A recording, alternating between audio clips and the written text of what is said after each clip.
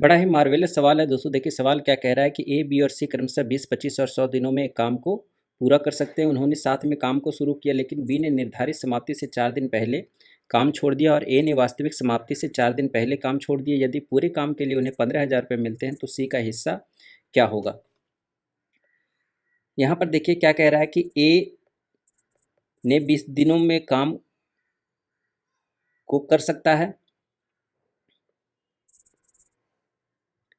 यहाँ देखिए क्या कह रहा है कि ए 20 दिनों में अकेले काम को कर सकता है, बी 25 दिनों में काम को कर सकता है और सी 100 दिनों में काम को कर सकता है। ठीक है, इसका एलसीएम जो होगा वो टोटल वर्क होगा। एलसीएम इसका 100 हो गया।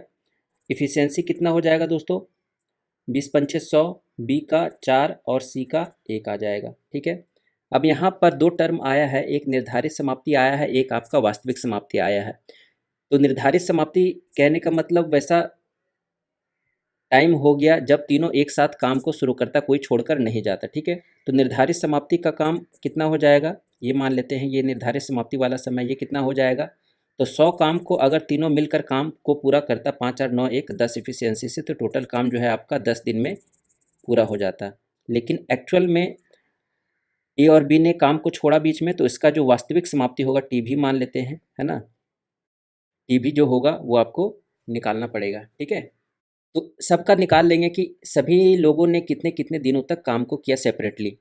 तो ए ने वास्तविक समाप्ति से 4 दिन पहले काम को छोड़ दिया, तो ए ने कितने दिन तक काम किया, वास्तविक समाप्ति टी भी था, इससे 4 दिन पहले काम को छोड़ दिया, प्लस बी ने निर्धारित समाप्ति से 4 दिन पहले काम को छोड़ा, तो निर्धारित समाप्ति कब था, 10 दिन, तो 10 से 4 दिन पहले, यानी कि बी ने सिर्फ 6 दिन काम किया। और सी ने पूरे दिन काम किया, मतलब जो वास्तविक समय था उसका दिन काम किया, और टोटल काम कितना ख़त्म किया, 100 काम ख़त्म किया। ठीक है, अब ए का एफिशिएंसी यहाँ रखेंगे, बी का इधर रखेंगे और सी का इधर रखेंगे और सबको मल्टीप्लाई करेंगे। ठीक है, तो यहाँ से ए का 5 हो जाएगा, तो 5 टीवी माइनस 20 प्लस बी का 4 छक्का 24 और प्लस सी का 1 गुना टीवी बराबर 100। तो यहाँ से टीवी कितना निकल जाएगा, 5 टीवी और ये 1 टीवी 6 टीवी, और इधर कितना आ जाएगा 100, इधर 24 में से 20 गया 4, 100 में से 4 जाएगा 96।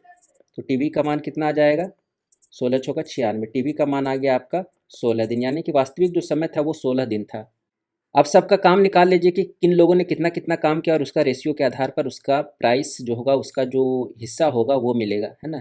तो ए ने कितना काम किया, तो ए ने काम किया 5 एफिशिएंसी से, टीवी -4 यानी कि 16 - 4 12 दिन काम किया। अनुपात बी का काम कितना है, 24 यहाँ पर हमने निकाल लिया है, और सी का काम कितना है 16।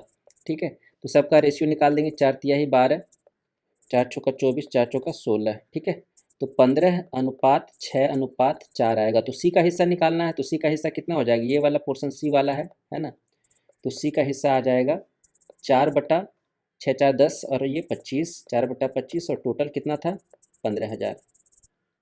तो 25 छक्का 150, 600, 600 गुना 4 कितना आ जाएगा 2400। तो 2400 रुपये जो हो गए दोस्तों, आपका आंसर होगा ऑप्शन नंबर डी।